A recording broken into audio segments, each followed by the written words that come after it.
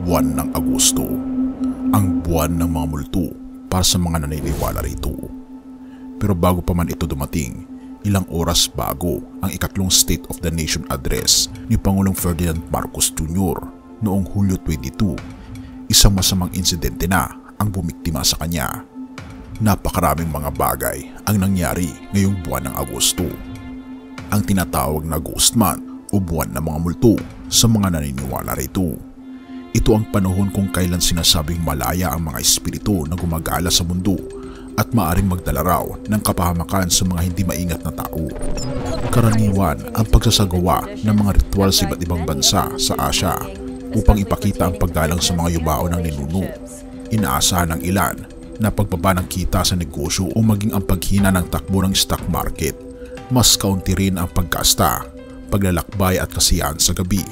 Sa pagtatapos ng buwan, sabi ng mga naniniwala dito, dapat daw bumalik ang espiritu sa kanilang mga pinanggalingan at muling magiging normal ang buhay. Ngunit bago pa man dumating ang buwan ng mga multo, ilang oras bago ang ikatlong State of the Nation address ni Pangulong Ferdinand Marcos Jr.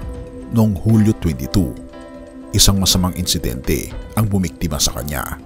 Ika pa sa Rappler, ginamit ang mga chismis na ipalaganap mismo ng dating Pangulong Rodrigo Duterte daw. Isang malabong video ng isang lalaki na kahawig ni Marcos na nagpapakita ng tila may sinisinghot siya na nagpapahiwatig na gumagamit siya ng droga. Isang nakakagulat na revelasyon, sana iyon. Makikita sa video ang Pangulo na gumagamit daw ng droga, ngunit hindi talaga siya yun kundi isa itong deepfake. At syempre, ang mga hindi masyadong maalam at hindi mapanuri ay maniniwalang si Marcos na iyon. Pero iniulat ng isang mananaliksik ng Rappler na ito ay isang disinformasyon na ang tinatawag ngayong polvoron video ay dumaan sa maraming antas ng pagbabago at pagmamanipula gamit ang mga tools sa paglikha ng video na pinapagana ng artificial na intelligence. Sa kabutihang palad, nakabuo na rin ng teknolohiya ng mga tool sa pagtukoy ng AI kahit na pinapayagan itong malikha at kumalat ang ganitong mga peking video. Sumali ang National Bureau of Investigation sa pagsusuri ng video, partikular na sa mga tainga ng lalaki sa video.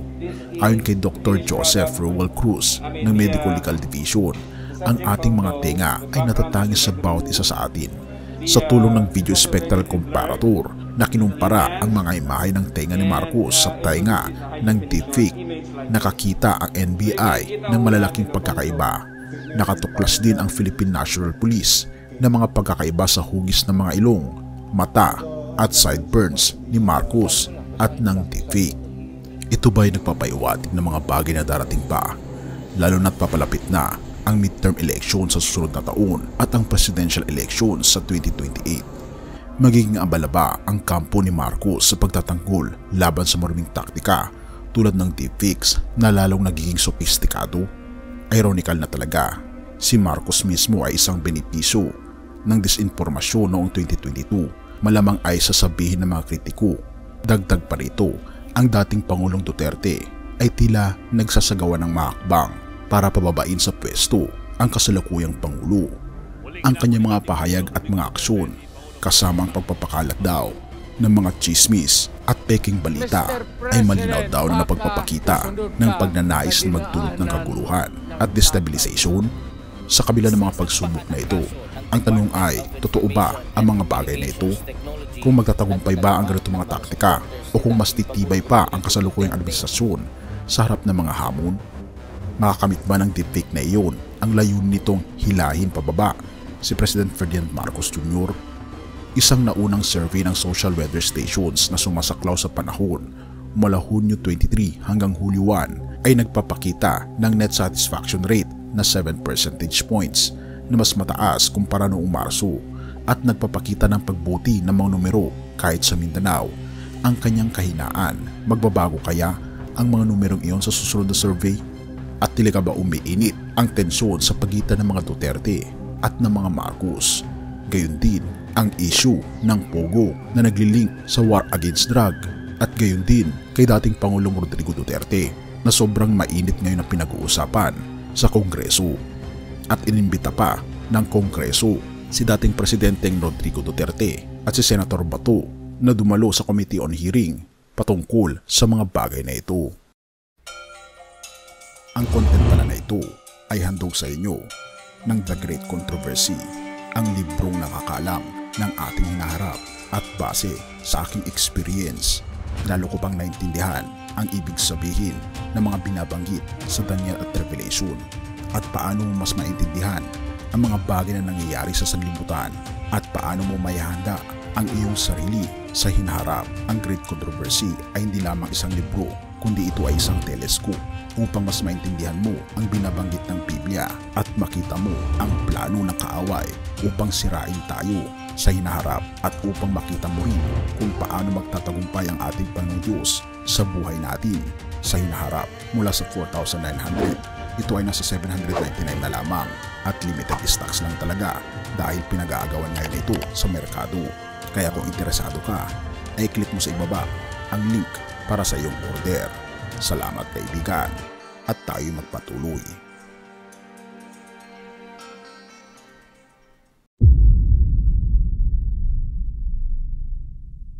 Tungkol sa mga kasinungalingan, hindi rin nakaligtas ang double gold medalist ng Olympics na si Carlos Yulo sa mga kasamaan ng social media. Malamang ay narinig mo na ang tungkol sa drama ng kanyang pamilya. Sino ba sa atin ang wala niyan? Na tila nagpababa ng saya sa kanyang tagumpay sa Paris. Bakit may mga peking mapanirang post na kumakalat sa X na parang mula sa ina ni Yulo sa Olympics mismo at sa kanyang kasintahan na si Chloe San Jose? Iba pang kasinungalingan at mga kalahating katotohanan ang patuloy na ginagamit sa alitan. Oo, may tensyon sa pagitan ni Yulo at ng kanyang ina tungkol sa pera. Pero hindi talaga totoong wala siyang utang na loob sa paghiwalay ng kanyang matagal ng Japanese coach. Isang mabuti at magalang na paghiwalay iyon na nakita pa si Coach Monohiro Kogmiya na masayang pinapanood si Yulo mula sa gilid. Sa kasamaang palad, wala silang pagkakataon na mag-usap ng personal sa Olympic Games. Ika pa sa Rappler, hindi ang pagmamahal niya sa kanyang kasintahan ay isang nakakagambalang bagay para kay Yulo o ang dahilan ng kanyang dating pagkatalo. Ang kanyang dobleng tagumpay ay sapat na patunay niyan. At oo, handa na siya para sa anumang hamon na darating.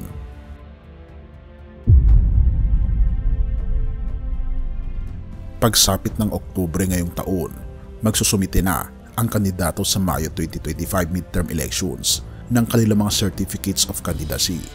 Maraming haka-haka kung sino ang tatakbo at kung sino ang hindi.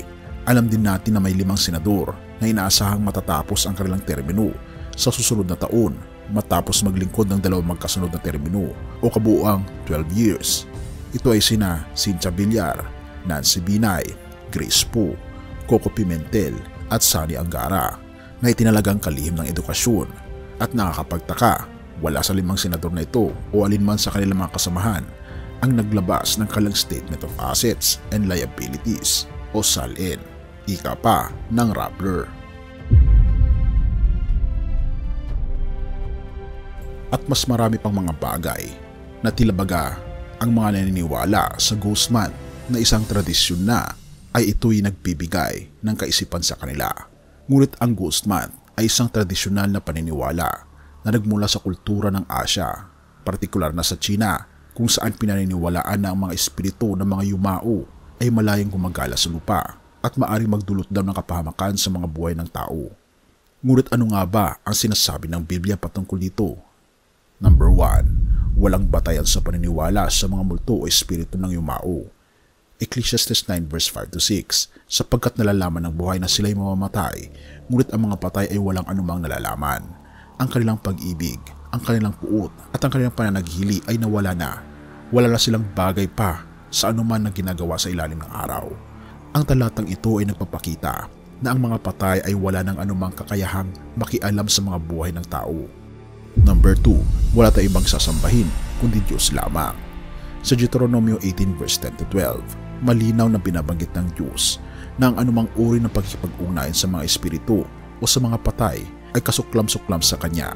Huwag makakasumpong sa inyo o manggagaaway o manghuhula o manggagamot ng engkanto o salamangkero, nagsasagawa ng maika o taong sumasangguni sa masamang espiritu o salamangkero o necromancer na humihingi ng payo mula sa mga patay.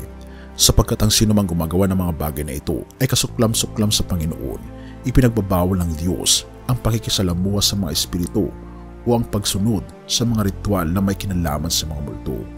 Ang Diyos lamang ang may kapangyarihan sa buhay at kamatayan. Sinasabi sa Hebrews 9 verse 27, at yamang itinakda sa mga tao ang namatay ng minsan at pagkatapos ay ang paghukom. Ipinapakita sa talatang ito na pagkatapos ng kamatayan, mga kaibigan, ay ang paghukom. Walang pagbabalik upang gumala sa mundo o upang magdala ng kapahamakan sa mga buhay. Ang Diyos lamang ang may kontrol sa ating buhay at sa ating kamatayan. At huwag tayong matakot sa mga multo sapagkat binabanggit sa libro ng Revelation na sila'y mga espiritu ng dyablo at hindi totoo na mga multo. Ayon sa Mateo 10 verse 28, huwag kayong matakot sa mga pumapatay ng katawan, ngunit hindi makapatay ng kaluluwa. Salit matakot kayo sa Kanya na makapagpapahamak ng kaluluwa at katawan sa impyerno. Ang tunay na dapat nating katakutan ay ang ating Panginoong Diyos na may kapangyarihan sa ating kaluluwa. Hindi ang mga multo o espiritu na sinasabing paniniwala ng tao. Ang paniniwala sa ghost man at ang takot sa mga gumagalang espiritu ay walang batayan sa mga aral ng Biblia. Sa halip, hinikayat tayo ng Biblia na ilagak natin ang ating pananampalataya at pagtitiwala sa ating Panginoong Diyos lamang, na siyang may buong kapangyarihan sa lahat ng aspeto ng ating buhay, kabilang na ang buhay at kamatayan. Ang anumang uri ng ritual o pagsamba na nakatuon sa mga espiritu o multo ay kasalungat ng kalooban ng ating Panginoong Diyos na dapat nating iwasan, sapagkat ang tunay na may kontrol sa ating buhay ay ang ating Panginoong Diyos. Ang Diyos na nagmamahal sa atin, na siyang naglalayo ng anumang masamang espiritu at nagagabay sa atin patungo sa buhay na walang hanggan. Purihin ang ating Panginoong Diyos at salamat, kaibigan, sa iyong panonood. Tayo manalangin. Ama naming Panginoong Diyos, sa oras na ito lumalapit po kami sa inyo na may buong pananampalataya at pagtitiwala. Patawarin niyo po kami kung minsan ay nadadala kami ng takot sa mga bagay na hindi namin lubos na maunawaan. Tulungan niyo po kaming palaging tumingin sa inyo bilang aming tanging kalakasan at liwanag sa gitna ng dilim. Ama naming Panginoong Diyos, hinihiling po namin ang inyong proteksyon para sa aming pamilya. Huwag niyo po kaming hayaang madala sa mga maling paniniwala at pamahiin. Ibigay niyo po sa amin ang karunungan upang maunawaan ang inyong salita at ang lakas ng loob upang mamuhay ayon dito. Marami pong salamat, Panginoong Diyos, sa inyong pong paggabay. Naway patuloy niyo po kaming ingatan at maging ang aming pamilya. At naway patuloy kami magtiwala sa inyo. Purihin ka, o aming Panginoong Diyos, at patawarin po kami sa lahat ng aming pagkukulang at pagkakasala, sapagkat ito ay aming samot hiling sa matamis na pangalan ng aming Panginoong Jesus. Amen. Isipin mo ang pagkakaroon ng kaalaman upang makita ang likod ng kaguluhan, upang makahanap ng pag-asa sa gitna ng kawalan ng pag-asa, at upang maunawaan ang tunay na mga puwersa na kumikilos sa ating mundo. Dating ipinagbawal ito sa publiko dahil sa napakahalagang mensahe nito laban sa umiira na kasamaan sa mundo, at milyong-milyong tao na ang may kopya nito, kasama na ang pinakatanyag at maimpluwensyang mga tao. Ang The Great Controversy ay hindi lamang isang libro. Ito ay isang liwanag na gumagabay sa iyo sa mga madidilim na panahon at nag-aalok ng pag-asa, lakas at kaliwanagan. At ito'y nag-reflect ng malaki sa aking buhay at sa milyong-milyong tao na nakabasa nito. Mula sa 4,900, ngayon ay 799 pesos na lang.